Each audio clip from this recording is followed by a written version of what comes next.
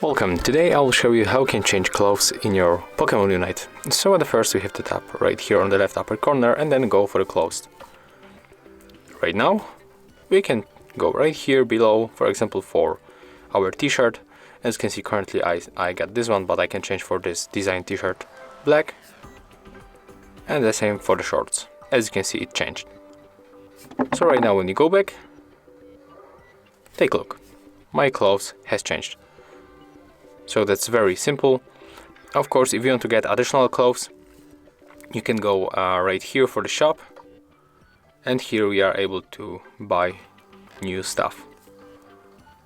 Of course, you have to get, you know, this money, this special money right here. So there's EOS tickets and EOS gems, but without them you are not able to buy anything, so you have to simply just get them, right? So yeah, that's how you can change clothes in Pokemon Unite.